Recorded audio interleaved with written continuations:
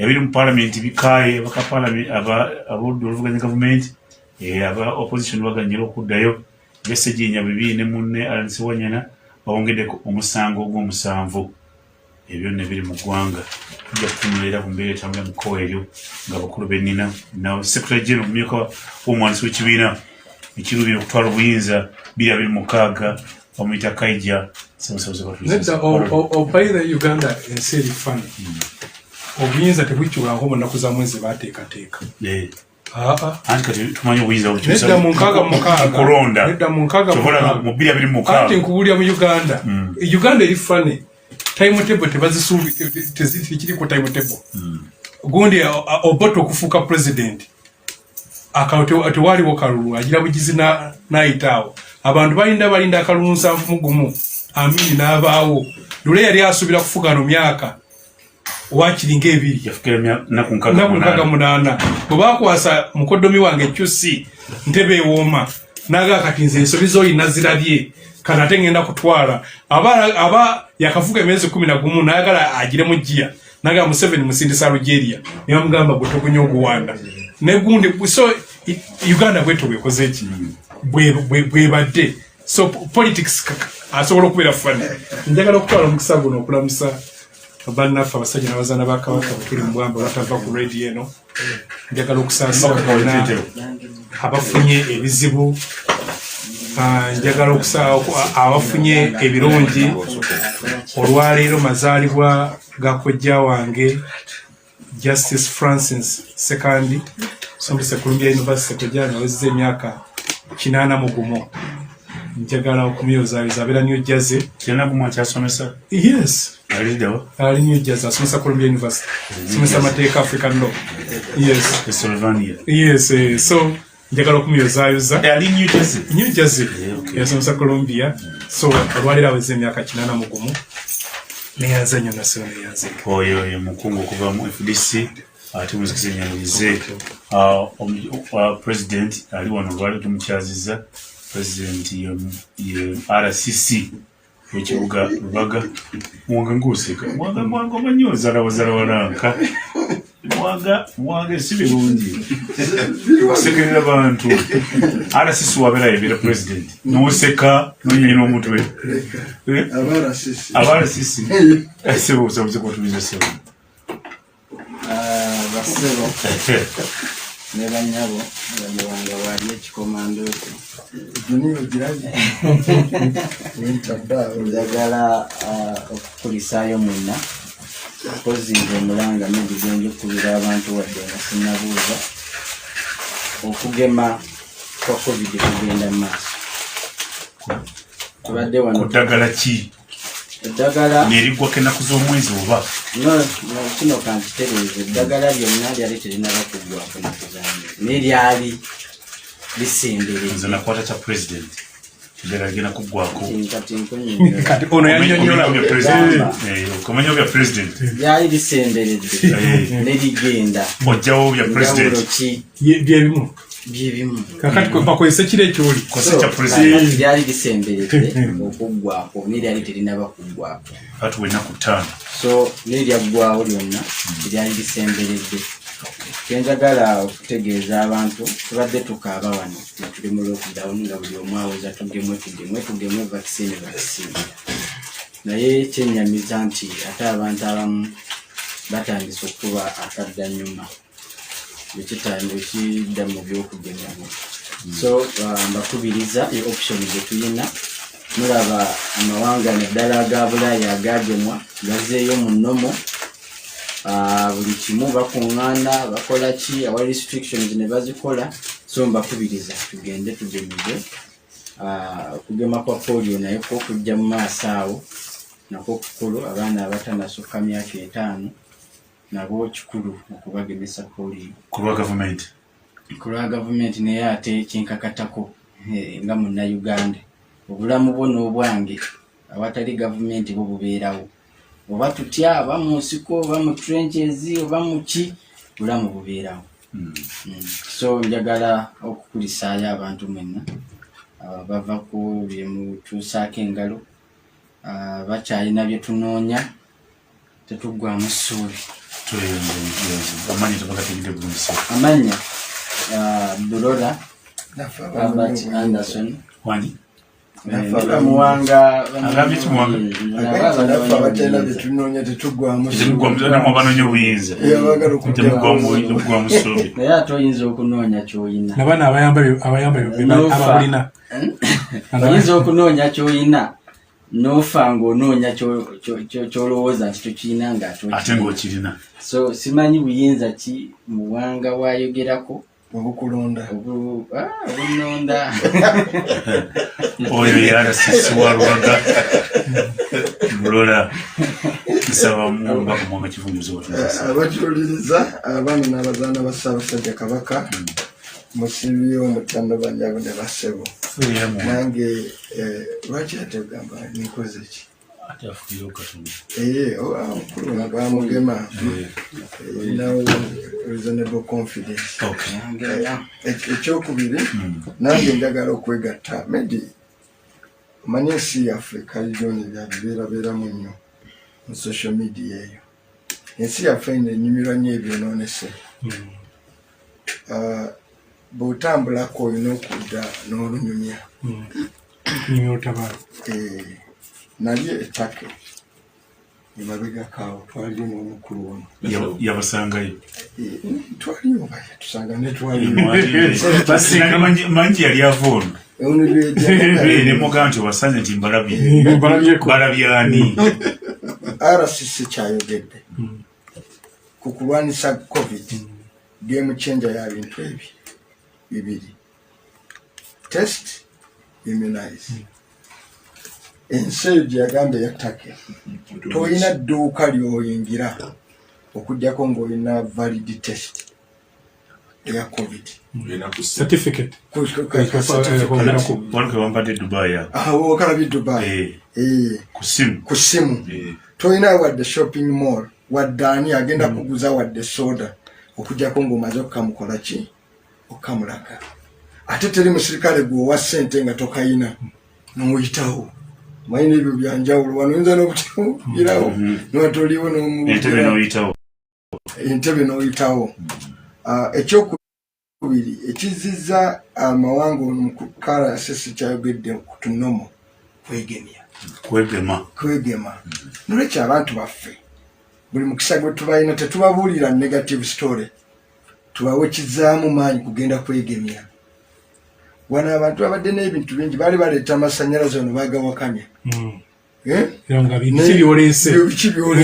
atuse mu lukiiko wano tubannanga endeesa amasannyalaze simanyi abamu ne bafulumya n'olukiiko wano nga balesa amasannyalaze nsibirwa ng'afudde e Bungereza yaleeta amasannyalaze yes yali Kawalya Kaggwa yes Katikkiro Kawalya Kaggwa sinze era bwe speaker abantu ne bamuwakanya era ne beekalakaasa ne bagamba gwe byoleta bino ne basiole nnyingi nnyo ne siyaasa naye ensi kati buli gy'oyita bw'oba tubawadde amasannyalaze baga kujja ku bukulembeze tusabira amasannyalaze gaffe tusabira amasannyalaze bingi nnyo ne Makerere nga batandikawo Makerere University okuwaayo ettaka era n'ensibirwa katale okuwaayo ettaka lyaki ensibirwa yimutuufu Makerere ne bakubirirawo Kerere kakati so ensi yaffe bulijjo abantu babeera nnyo mu dark age eyo naddala nga tebalina bwesige mu gavumenti abantu beetaaga bawa kiri positive ku story eno eya COVID tugezeeko nnyo okubawa ekiri positive tuba encouraging ekibagattako tukozese omukisa buli gwe tulina ku encouraging omuntu nti research yalaze nti abantu abafunye COVID kusobola omufuna ne baba bakugema ne research yalaze nti abantu abafunye COVID figures nazitunuddeko ne kati zinvudde mu moto sagate ko figures tali naye nga ziraga nti percentage esinga befuna COVID ng'ebadde bagigema teyetagana genda mu ddwaliro kwame tufuna waliwo abantu abafuna COVID ne batabeera ne batalwala nibabeera symptomatic nakololamu katono nawona niwabaamu abafuna covid nalwala mulimu abalwala nga beetaaga eddwaliro mulimu abeetaaga eddwaliro nga tebeetaaga okugenda mu intensive care nemubaamu ne batta ne research yalaze nti abantu abageme bwe bafuna covid emitendera giri ebiri gisemba waggulu egyakabi baba bagikendezeza nolwekyo tusinziire wano nze ndi mubaka palamenti ate ndi chairman wa Uganda Caucus tusinziire ddala ababaka ba palamenti tugende mu byalo wabawo omukisa ogugemesa abantu tubakunge babageme kubanga ne Katikkiro olutabaalo alulimu kitegeeza ate kabaka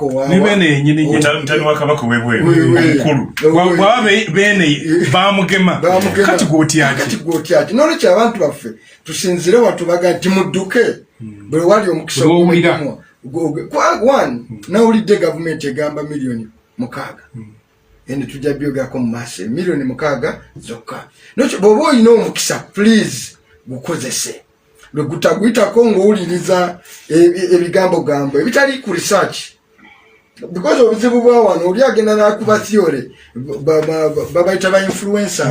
the fellows nosanga agamba influencer nga naye nyini yeetaaga kubeera influence kani agandize influencer kudiru completely an ignorant man calling himself omuntu atamanyina kyamanyi talina kitabo kyasoma talina theory gyasoma omulama guli nti abantu mugende mwegeme ogambye yes so bano beefuzi batume nabo bana byabufuzi bano abali wansi wange naddala beemupi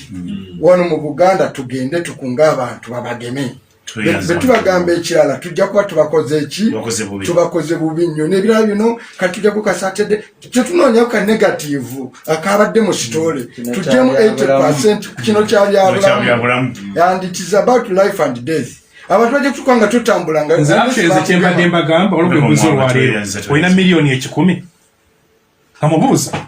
nti asizira nti oba tozirina genda bakuleki bakugeme tira genda zikusoma tulina 5 ku 10 ngoto zirina ejja kuva mu miliyoni ndi bajja kuzikusaba eza oxygen tozirina oba tozirina genda okubanga okugema kwa bwereere honorable Sewamala sabuze kwa kuzesera batuliza mwenna abaami n'abazana basabasajja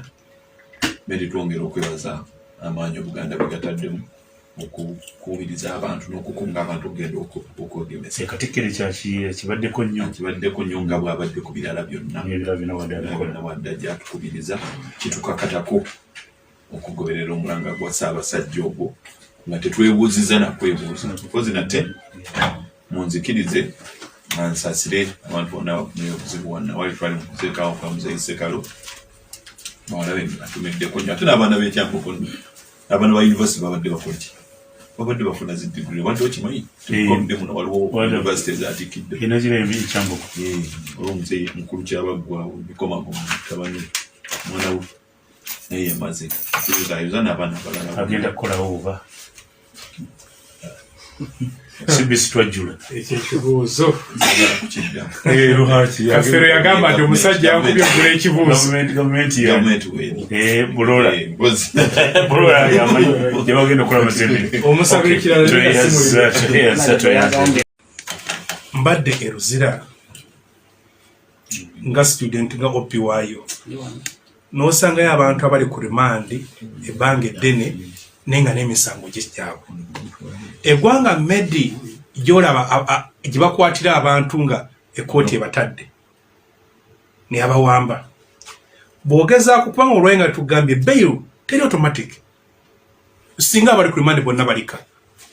era ne babeera basomera emisango babategeeza nti omusango gwenkusomera magistrate agusoma aga osobola okweyimirira wano ne bamutwala naye nga tasobola kweyimirirwa bwe guba gwa captain ne bagamba wantosobola kweyimirirwa guli mu high court bw'oba olina ebisobola okweyimirirwa n'ogendayo bangi ne balemererwa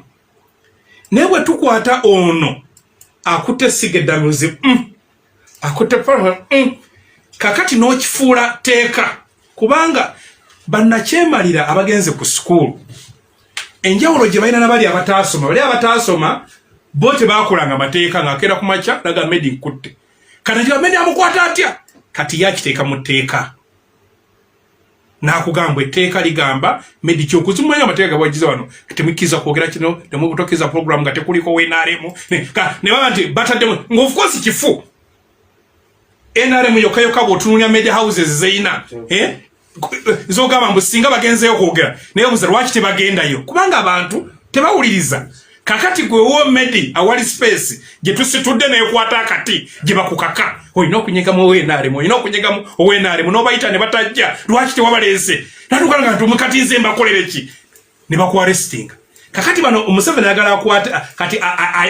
apiringa omuntu omwana wote bamutta kati gundi tetumugiza katolaba gwe yagala oyo afulume kati ajjayo as isolated cases n'atajjayo abantu bazze asiba nga abasibola okuba ayagala agira ekiteeka kye ffenna tuyole tubeere munda nga yekka so n'olwekyo nze Medi nsembeyo nga nze neebaza ababenaremu lino etteeka si lya byabufuzi lino etteeka lya bwenkanya mulina okuteeka etteeka ly'omanya nti bwe mba siri connected n'obuyinza mbwe etteeka eryo mpulira ly'amazima ng'abamanyi munnaabwe alinga nkuba ebindabinda oluusi neetojja oba netatwenya tweyenze kazirya 29 ezakayita ku ssaabbiri ez'akamwezi ka leero koza kwanti oli ku mukutu Kaija wawunzikidde nga gwe ne Besigye ne FDC muli mu nteekateeka kuteekawo ekisinde ekiri mu CP ekiri mu DP block ekirimu n'abanyiiga mu NUP watafuna kaadi kigendero kiri ki Kaija mwagala kyati neyanzeege simanyi basomola nsonga eyo ne bagiteeka mu mawulire naye ffe ababeera mu byobufuzi n'abalwana okulaba nga twejja mu buwambe n'okwewonya amateeka okufaanana bwe gati gabe nga tegakubwako birowoozo buli nnaku kye tukeera okukola kye tusiibako kye tusulako kye tuloota kwe kulaba tuyiya tutya okulaba nga twetaguluza mu buwambe buli nteekateeka gy'olaba yakwejja mu buwambe bwe twali bale twejjeemu eggulo Mwai Medi buli lunaku Mwai Museveni lwabeera wano damage gyakola eri eggwanga lino tugenda kugisasulira abaana baffe bagisasulire bazzukulu baffe bakube wabo bali babatuziise nga batunuulira abajega batunuulira abatemu ababaleka obubi so kati ffe abaagala genda kukuba kyeyo nga munnayuganda talowooza okufuna omulimu olina kuba nga omanyi RCC olina gw'omanyi nga talowooza okugenda mu ddwaliro okufuna obujjanjabi obutuufu olina kufuna Mwai Museveni akuweereze kakiiti abo abaagala Kaija ne Muwanga Kivumbi mwakola mwatwala abantu mu Tijje ne batwala mu Ssuubi era ekyo kyali kisinde baabo mu Tijje waabo mugenze mu Nuupu kakati ate muleeta ekipya no tulina kuwummula muleeta ekipya Medi ekituufu kiri nti abantu munaabazuuza tebali mu kuzunga kasatu sigala Medi singa olinya abalinnya ku taxi ng'ogendewo mu masuuliita bwejja neetuuka ennamuŋŋoona neegamba nti oba ekomyawo ng'obivaako ebegende masuuliita ng'olinya endala bwe tuba ku Yesu amani nega nti bwekikomye ng'omwezi awo ba 10 ng'olinya endala ngutuusa ekakiri bw'otuuka ekakiri ng'onoonya ezigende masuuliita ekintu eyanvuga mu Tijje ekintu ekisinga baabo bagenze Medi ekintu ekisinga obukulu kati muli mu kino Medi ekintu ekisinga obukulu mbu omulamwa gye mulaga okyagenda masuuliita singa Medi oba ogenda masuuliita ne tugikutikisa n'ogiraba nga etuuse ebweyogerere awo olina okwebuuza driver wajja otutwala era obira mu taxi wajja otuyisa mbwana edda mbadde nnoonya ngatte ku Northern bypass ngene badde onoonya bypass kino ekisinde era kyakutwala bukulembeze kino ekisinde kyakulwana okulaba nti tusaawo gavumenti ey'amazima n'obwenkanya ejja okulaba ng'eggwanga lyaffe okwejja mu buwambe basically ne nutshell kuba teekawo otya gavumenti ey'amazima n'obwenkanya nga gwe kennyini nedda kaakati RCC talina busobozi bwogera ku bintu by'amazima nabwe ekyo mu definition yaabwe tekikola ki tekimanyiddwa bw'obuuza muranka yaabwe yali badde abeera e Kampala Bwogiro sanga yali badde RCC so ebintu byagwa bimanyi byakivandula kakati biri ebyabwenkanya tabikola ki omuntu nze nga yatembeta mu M7 amasima gemba kakebera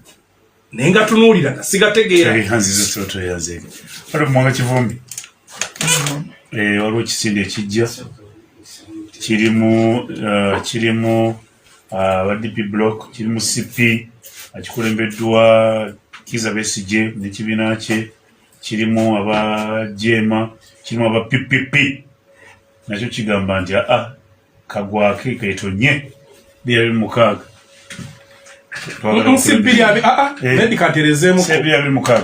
sawa yona eno si campaign platform teri mu kunoonya ba candidate eno lutabaalo lwakulaba nga twejja mu buwambe bwe tusobola okwejjamu enkya oba leero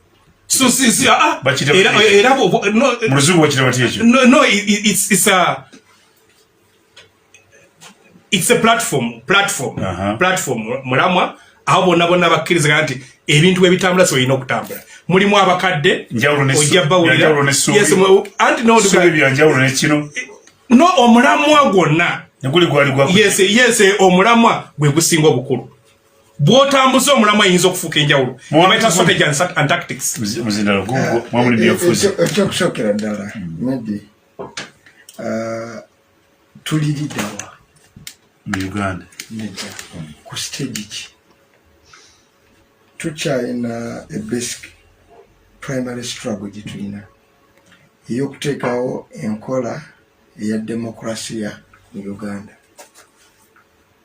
naye nga tugikola waliwo byetuyitamu ebitonotono okusookera ddala buli muntu yenna eyeetaba okusindika ku mmotoka eseeredde oba mulala omugobako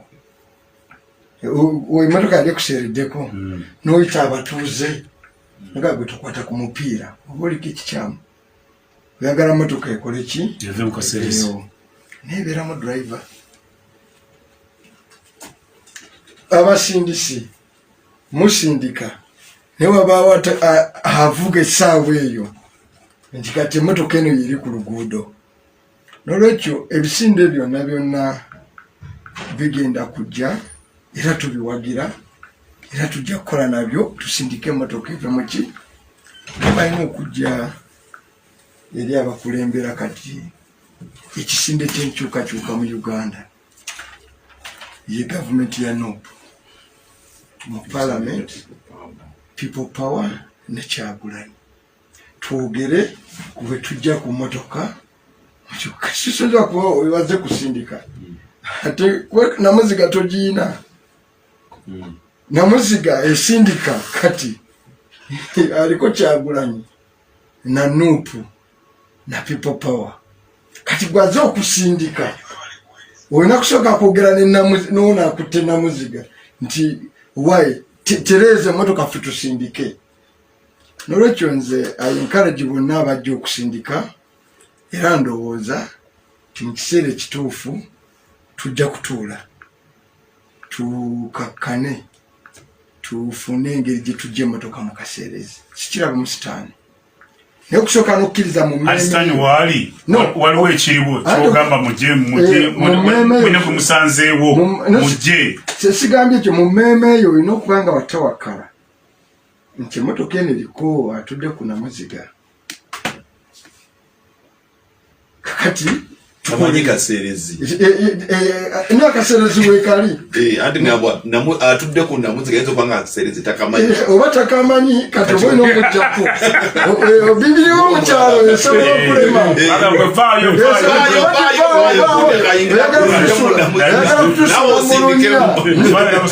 nawe osindikeko naye nakyo mukikanyako nti vaayo n'oli n'afuluma balinayo omuvuzi lukwago nze sagaga nti balina omuvuzi batebalina the first question to answer betwava mu kulonda waliwo reality abantu bayogera ne baga nti emyaka gino 5 abagala enkyukakyuka ono yaba driver n'olwekyo baba balemereddwa mulina okugamba vaayo media akole ki akwatemu naye ekyokwegattamu okusindika emmotoka ekyo kiri oke. Kyenjagala okukanya na bonna nti tumale ekyo tekifuuka primary ekyo ku lutalo lwaffe ani avuga ne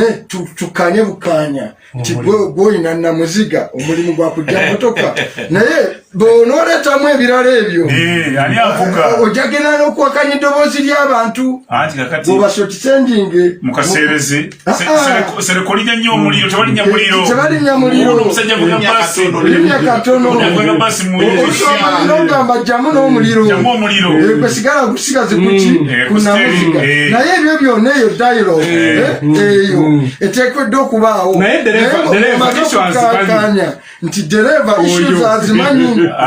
zigenda okutambulwa kakati kati essaawa zino temwateebamugamba nti jamu omuliro ngaagujjamuomuga nti vaayo kakati kyenjagala tukanyeko mu discussion egenda okubaawo. One, ffe tubadde medi ffe onukaija akimanyi twakanya nnyo n'okutambuza demokrasi ono nti FDC yeyalina emyaka egiwusinze obungi wano era nga buli kyetwagala okukola waki tukikeereya naye nga tukanyiza nabo NFDC kwaye yali leader of opposition kiseera nayo kakati kati tekiseera nayo kakati kakanemuko yeebuzenga kufa abafuga kyabuntu kyabwetowaze nti abakulembera nti eddoboozi ly'abantukatonda nti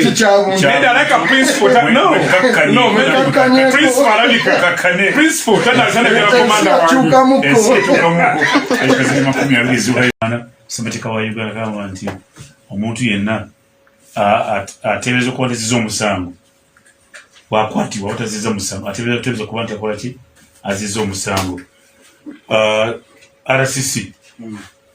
kino bwe naba yeyita ku nsonga eno ndaba yange teeka liveewo kisookera ddala gaya kyemani bwayagala njagala kukyogera nga bwe nkitegeera saagala kukyogera nga mulala bwakitegeera. Proposal ya president egamba okugyawo bbeeyi ku capital offences misango egya naggomola omuli okukwata abaana oba n'okukabasanya abakyala defilement okulya omusolokwe obutemu and sisuubira nti ffenna tukkiriziganya nti omuntu w'ekika bwe kityo agwanidde okuddamu okulabikako mu bantu wadde nga process ekyagenda mu maaso. Okujjukizaamu kaakatono emyaka nga 3 emabega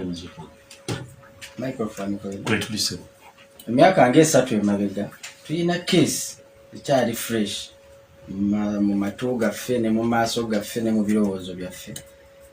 Eyo case ye yali ey'okutta omugenzi Akena Kanyamunyu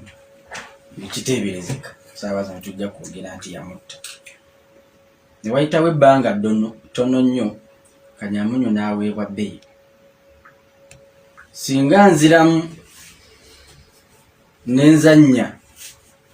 obutambi bw'abamu ku bavumirira bbeeyi olwaleero ne bye baali boogera ebiseera ebyo nga bwe tutudde wano sibamala nja kumu excusinga kuba yali akyali mu neekolera gyange naye nga bwe tutudde wano abasatu nga nange mwingi omukyala Byanyima bwe yayingira mu nsonga z'okumediatinga family buli omu n'akwata social media nejjula campaign ne zigira justice for Akena justice n'emikwano gyange abamu abali mu campaign ezo. Ensi yonna yanyolwa ng'erabira ddala gavumenti eno teyina bulumi eri bantu. Gavumenti eno tekyayina kusaasira kwonna eri muntu yenna. Mude yaliwo singa ye mudu gye tubadde twogereramu olwaleero kyandibadde kirala. Ekirala nti omuntu asaba bbeeyi ayina right, naye omuntu eyamutwala oba omuntu eyamuwaabira talina right kuwakanya. Olw'ensonga obuyinza buli mu mikono gya kooti, omulamuzi okusalawo. Naye nze eyawaabirwa alina obulumi, eyagibwako omuntu wange, we yakwatibwa omwana wange, we yakwatibwa omukyala wange, siyina contribution gye nsobola kuteeka mu kuwakanya muntu agenda kuteeka. Ekyo ng'okivuddeko ne gavumenti state yennyini DPP talina naye buyinza busobola kuprotestinga muntu aweebwa kibonerezo ali ku kibonerezo bw'ekityo. Ekirala ekya common law, bwe tuba twogera ku common law tekitegeeza nti tuno tubeere ne ordinary understanding in this. Tuteeka okuteeka mu logic. Essence ya common law naye yina weekoma nti you are innocent until proven guilty. Okuproving omuntu guilty is a process. Kiyita mu mitendera nti olwaleero ne bwonsanga nga ntuga muwanga siina musango, ne bwonsanga nga namutuganga n'obutambi weebuli siina musango. Actually nina ne right okuhayalinga lawyer okulaga nti nno siina musango ne bubanga obutambi weebuli. So ekintu kya common law ndowooza wadde tugoberera history z'amawanga ga Commonwealth ne Bungereza nati nsuubira bwe tuba tudiscussinga common law tetulina kubeera common in understanding and discussion.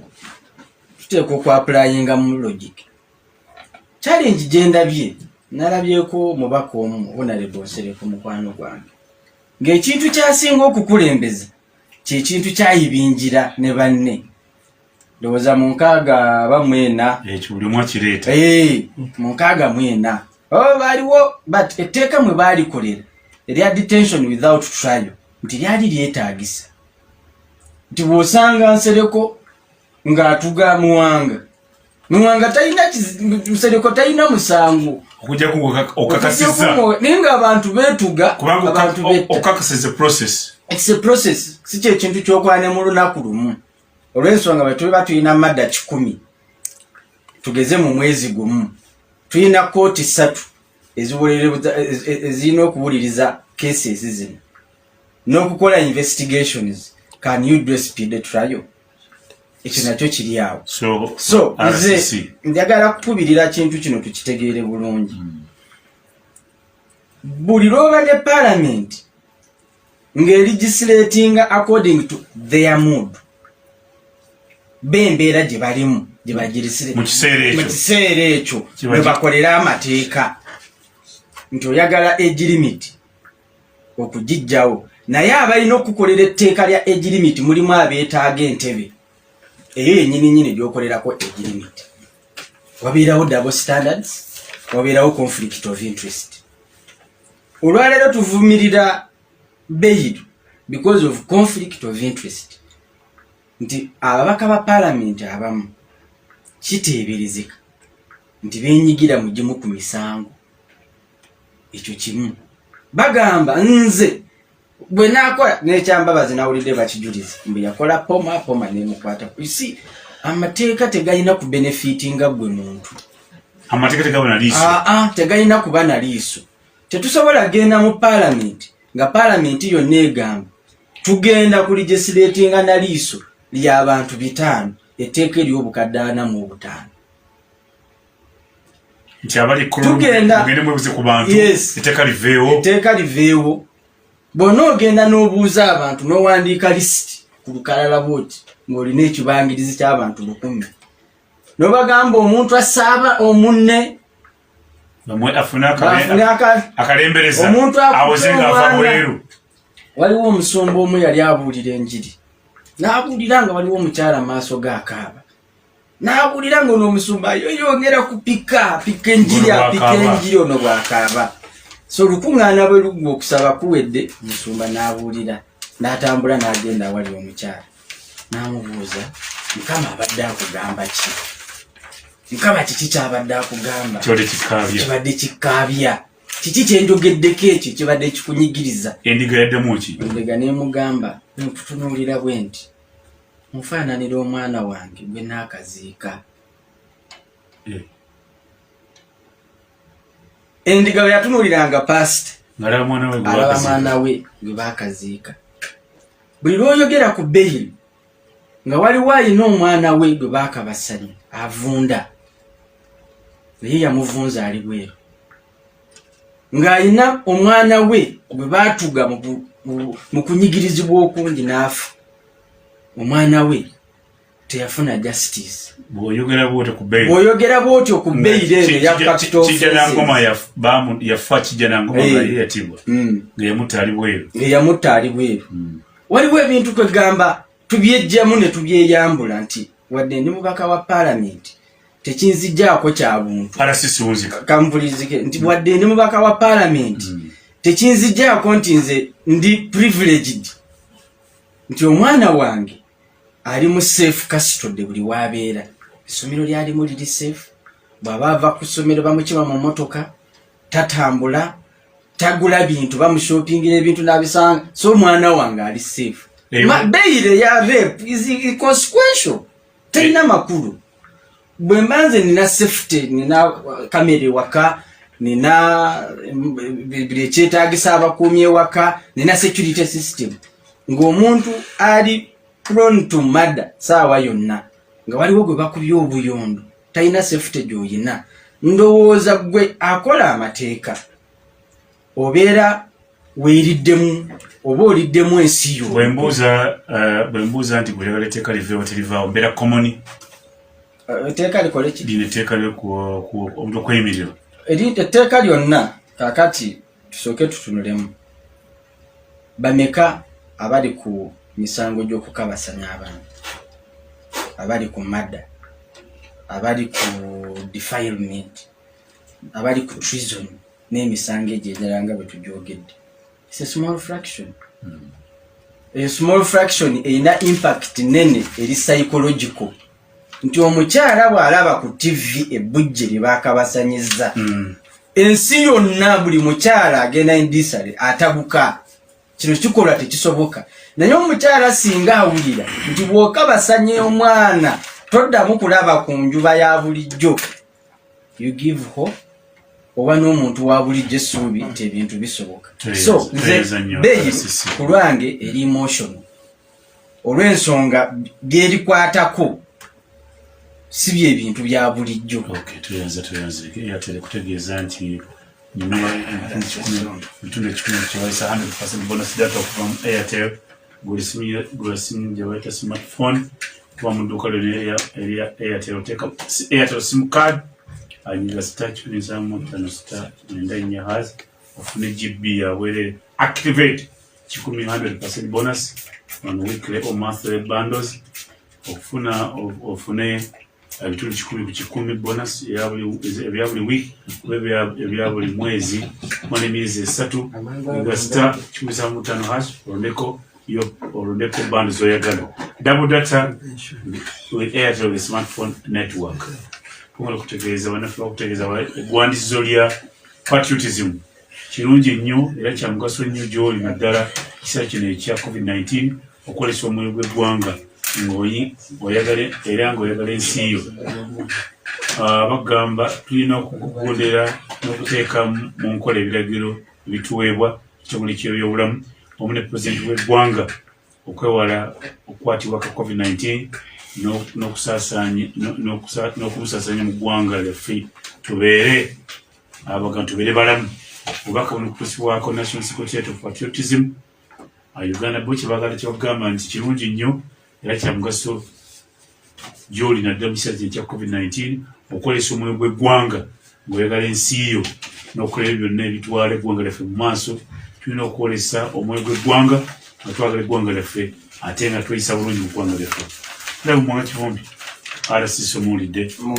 mu kwogera mu tteeka lye eri waki bayita mistaken identity ekyo ky'osooka okumulimu mistaken identity Kiso kya muzi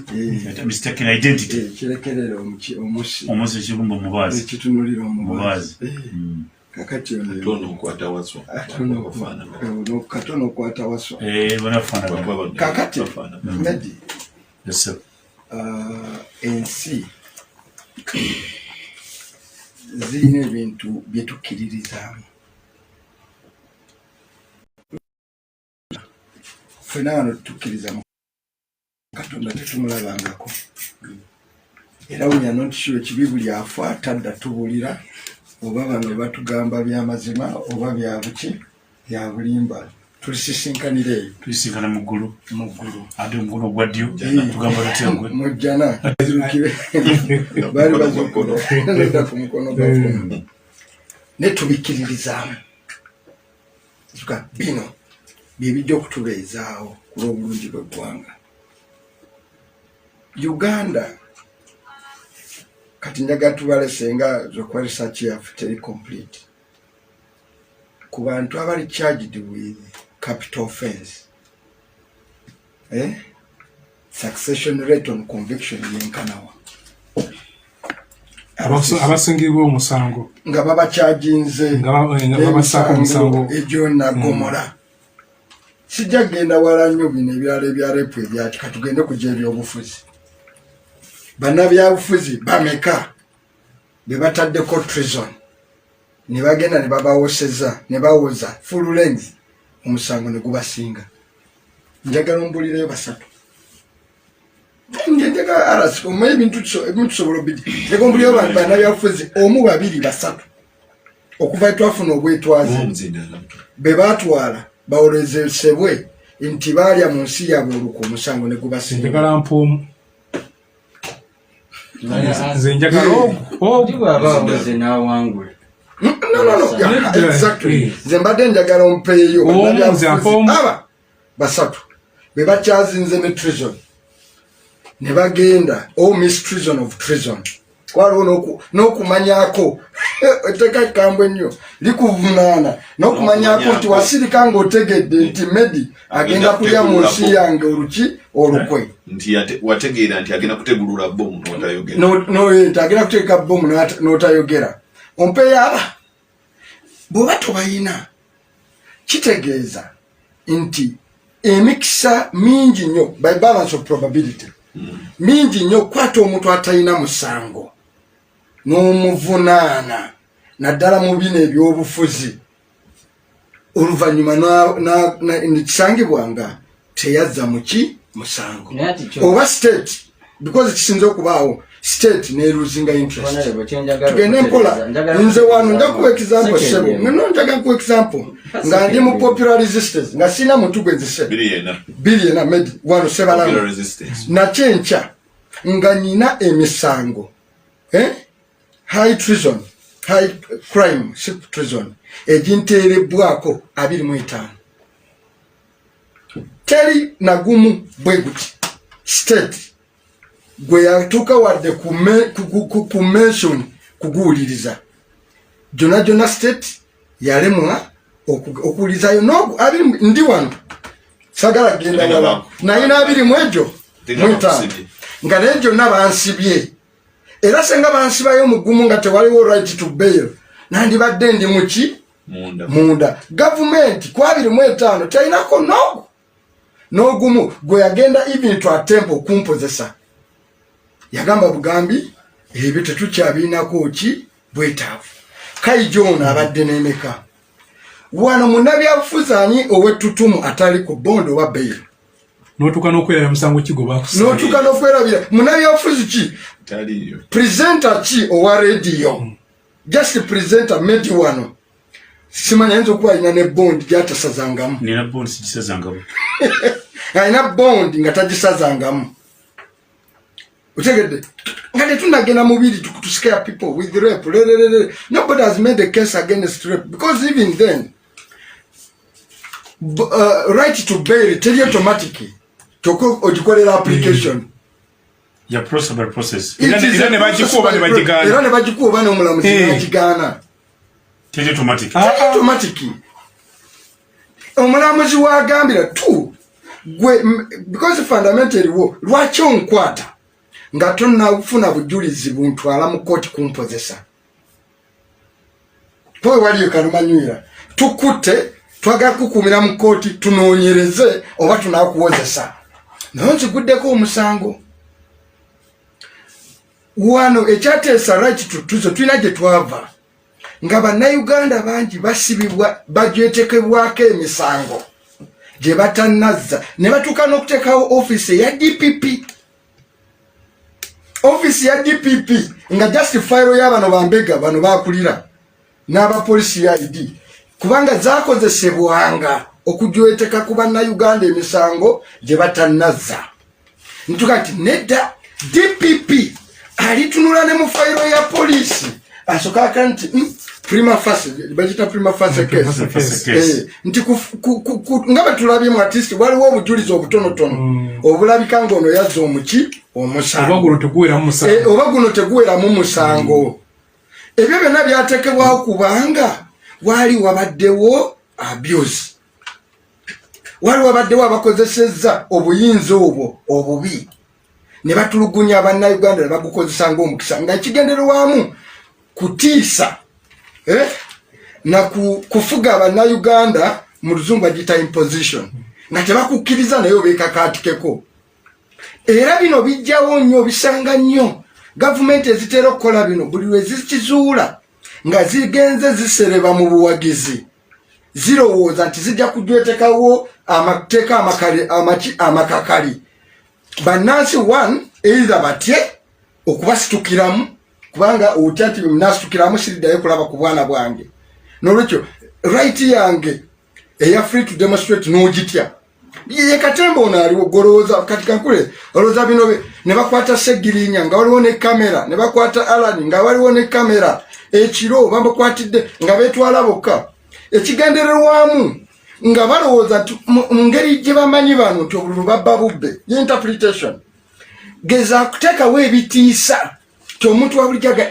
we bakwatidde Segirinya omubaka wa palamenti ne Alani bweti ate nze eno mutonyaki ntuyo nze owekyannamukaaka ntayi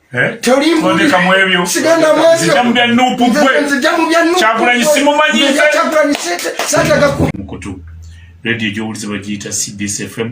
niyo CBS radio billion gituliko bagiyita emanduso 89.2 erinnya lyange nze Medin Sereko Seroze nkuzaako nokukoza nosobola okukola bagenda okukola ne mu motoka naye bali nnyo kubantuliko mukutu so muwanga bagenda kuza radio eyo nga bagenda bali mu motoka ebweru era ku internet motoka bagenda bawuliriza muwanga lwekiyeze kali muwanga teyeze mu nupo ebadde Boston kozi nja mubuuza yabadde bizemu mtende kutegeeza nsobola kujja sente zo kati n'akasente akatonotono omuwendo wa rates basaze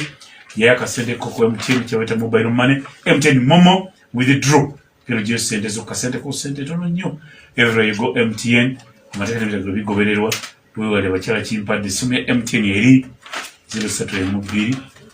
1204 MTN erungamizibwa Uganda Communications Commission tuli ku teeka erya tuli ku teeka lya yes maybe bali abaddemu baliwo agambe nti asampugamba Father Kifaya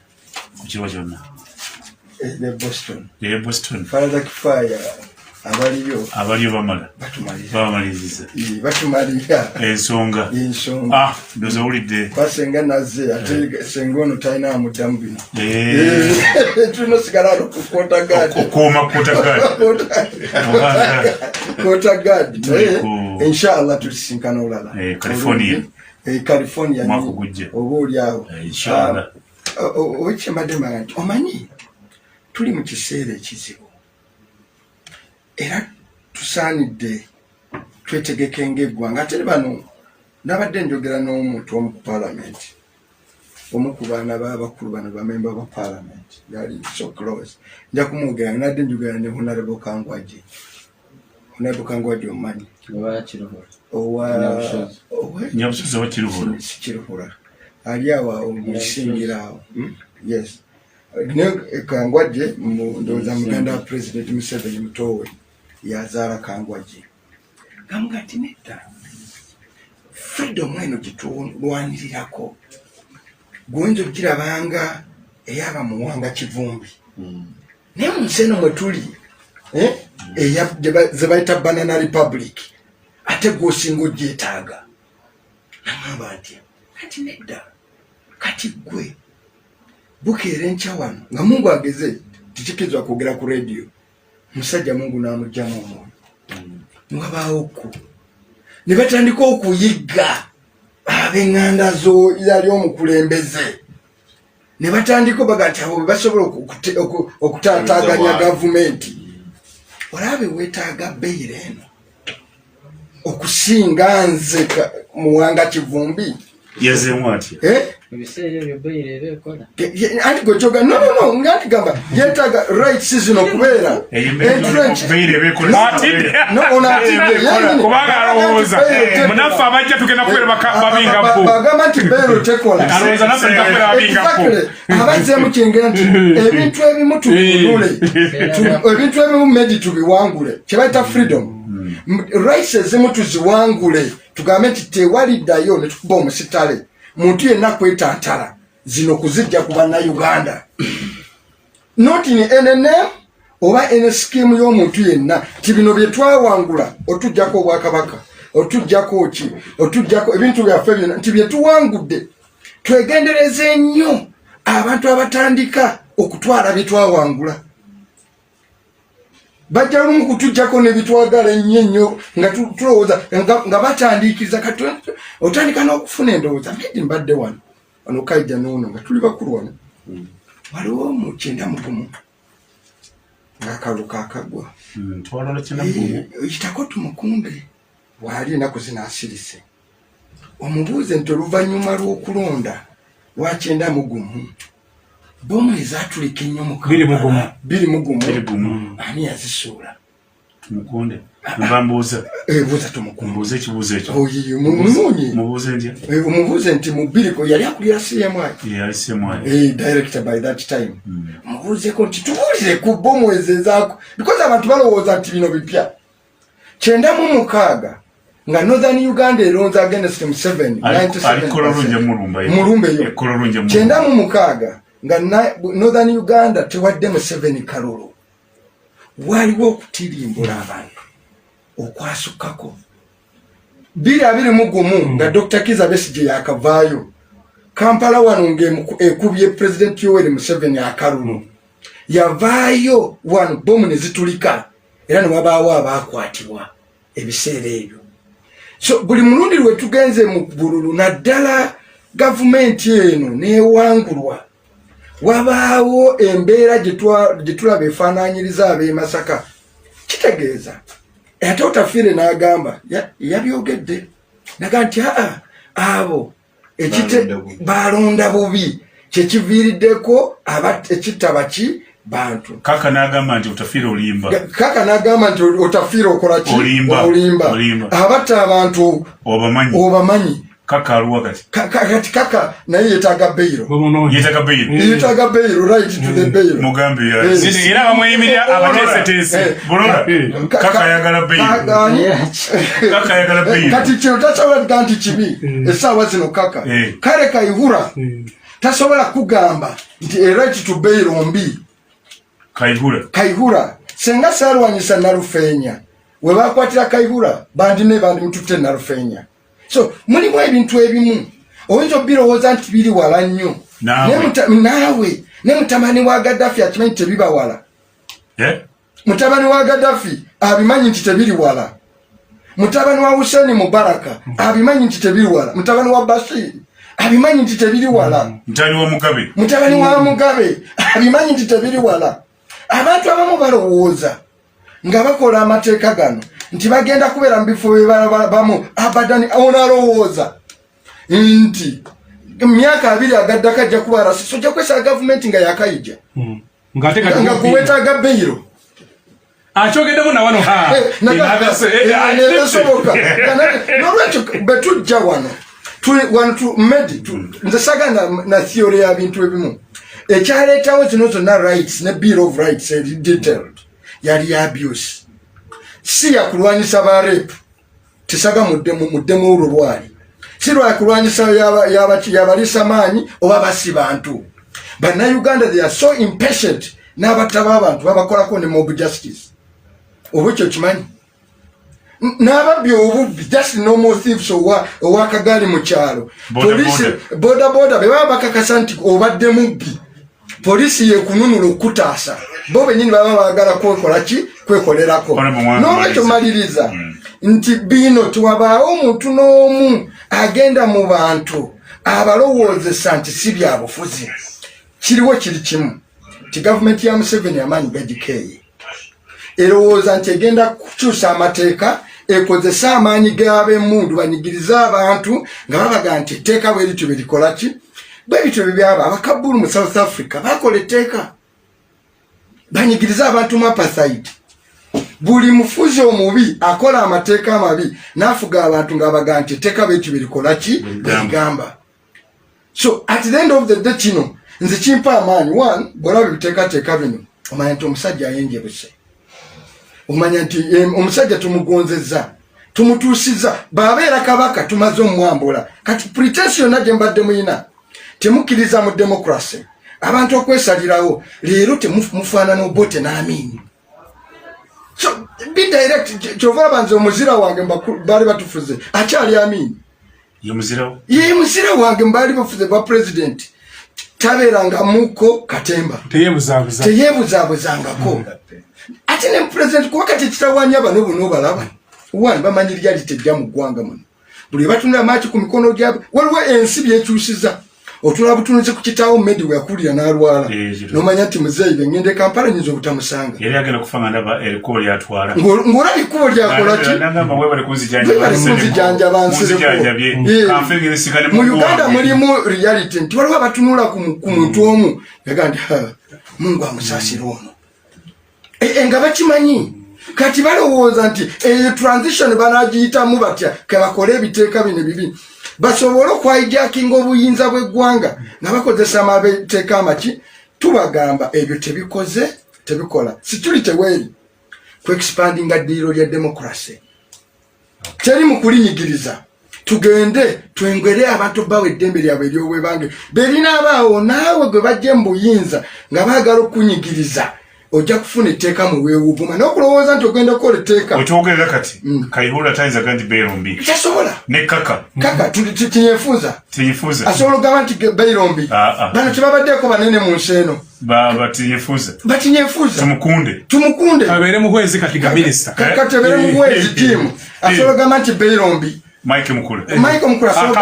Kaboyo asobola nti Beirombi abaali bayingiddeyo ku ono lwaki alowooza nti ebibye ennyo okukwata abaana si kubba ssente zandi vumudde bannansi eza covid oli n'agenda nabba eza covid gwe noga nti oyo simulabe eri ggwanga kwenkana ono eyakutta omwana omu gwe ng'ogenda kutta nalumanya nesaalukola ki lwaki oga nti yagenda n'aleeta ennyonyi ez'ekibogwe eziremedde ku kisaawe eziganye n'okubuuka nezaabuuka ne zitta abantu helikopita aliwo ezaabuuka waliwo yazigula zitta abasirikale baffe n'ogamba nti yata president mulamba abo bo owe Sudan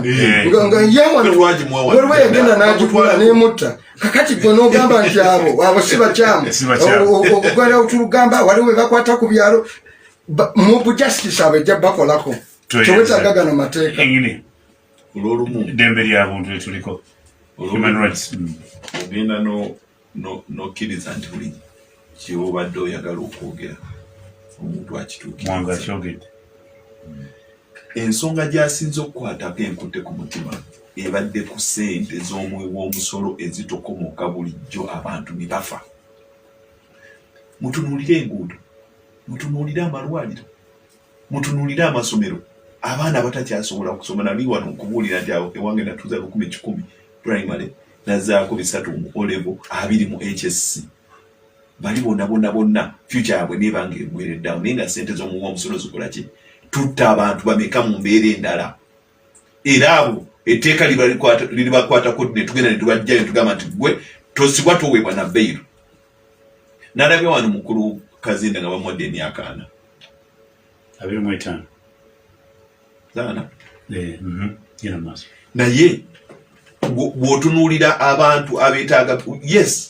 gwannagomola omuntu okukwata omwana omuto gwannagomola omuntu okutulisa bbomu n'okulyamu ensi y'olukwe ebyo byonna tukkiriza nti byannagomola era tugambye nti waliwo embeera waliwo embeera gy'olina okuyitamu okukwata omuntu ono okumumma bbeiro agisaba ne mulaba oba agigwana bw'aba tagigwana n'ogimumma gwe kiki ekikusinduukiriza emmeeme okugamba nti n'okugisaba tagisaba olukukwata gwe olumukwata bw'ati owulira oba oyagala kusesema busesemi tasaba na bbeiro owo yayitibwa agende bugenzi bamusibire eddala gwe kiki ekyo ekiba kikusindiikiriza ekiba kikutuuza obufoofofu ky'oba otaasa bama omuntu agenda kufuna looya we looya waasabe nti bannaayo okusinziira ku nsonga ABCDE omuntu ono bali ajja yeeyimirirwe n'okweyimirirwa kwolwo bagambe singa tadda wano tukwata gundi ne gundi ne gundi mwe betuteeka muki munde okubeera n'ekiboneezo no kyabadde agenda okukola byonna weebiri kiki ekyo ekikusindiikiriza emmeeme kyogamba ekyo sifa nfiirawo wano omuntu aba akwatiddwa leero asibwe leero era atavaayo paka kiki ekyo ng'abantu babba ssente wano misana ttuku tubadde wano tufaafaagana n'ekiteeka kya Nandala Mafaabi wano nga tetusobola nagoberera mu nsimbi za mwi wa musolo butabalika eddwaliro lyegwe mwali mala lituuseewo muwanga ye wano wa bayita batya erubowa ate ngusikiridde baligulawo ddi abagaba byampuna nga kankubulire mukulu Medi bwe tuba tunoonya abantu abatugumbudde bannayuganda okuva ku nsi kuno aba batugumbudde abantu ne bafa abalya sente za covid sente za siriimu sente z'omuwi w'omusolo ezifa buli lunaku leero tuli mu buwumbi na buwumbi bwa ne bakola lumu accident ne zifuuka accident mu Lwera buli lunaku singa tubala abantu abafiiridde mu Lwera emyaka 2 egiyise abantu 400 abafiiridde awo taxi yatomedde taxi yagudde gundi bamutomedde ku boda gundi bakoze buli mwaka nenga kintu kitono nnyo gazi yako ku luguudo kukendezaako kino naye abantu ne bafa ekigala kyentegeeza abo si basi abo lwaki babakwatako obwesigwa mu gavumenti eno bwe bubuze singa ebadde egenda n'ekwata omuntu ddala nga tulaba kanzi gye yotandikira ku bwesigwa